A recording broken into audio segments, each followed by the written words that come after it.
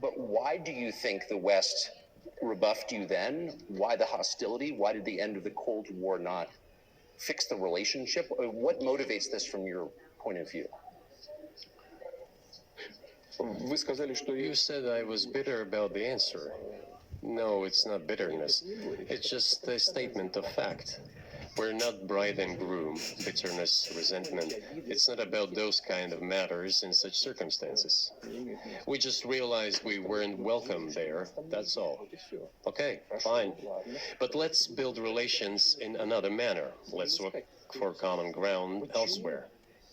Why we receive such a negative response, you should ask your leaders. I can only guess why.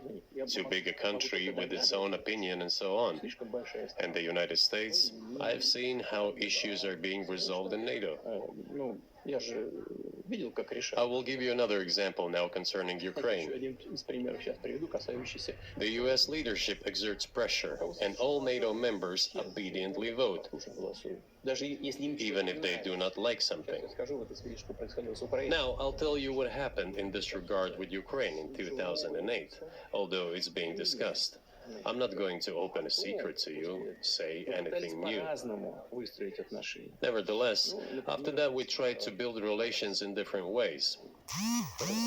For example, the events in the Middle East, in Iraq.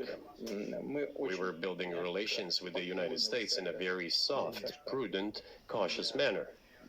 I repeatedly raised the issue that the United States should not support separatism or terrorism in the North Caucasus. But they continue to do it anyway. And political support, information support, financial support, even military support came from the United States and its satellites for terrorist groups in the Caucasus. I once raised this issue with my colleague, also the President of the United States. He says, "It's impossible. Do you have proof?" I said, "Yes." I was prepared for this conversation, and I gave him that proof. He looked at it, and you know what he said? "I apologize, but that's what happened." I'll quote.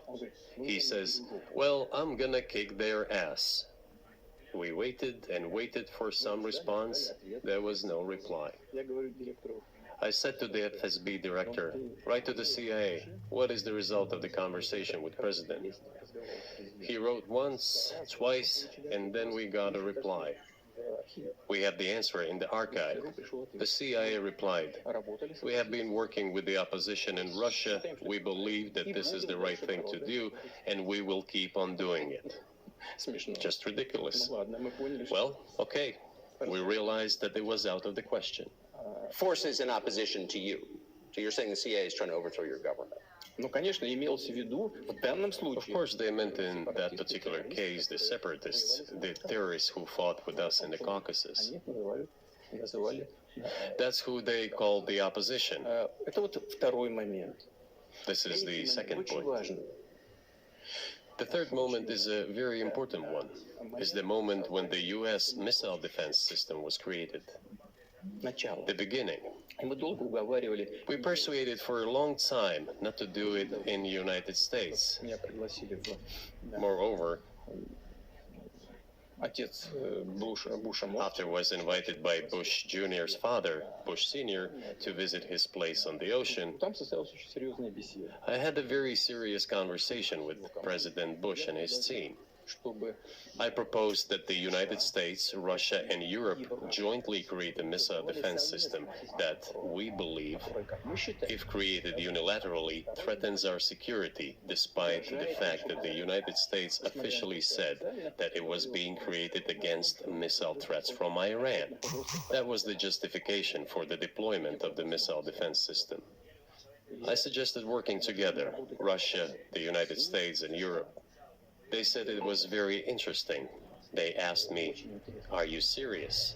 I said, "Absolutely." Let me ask, what year was this?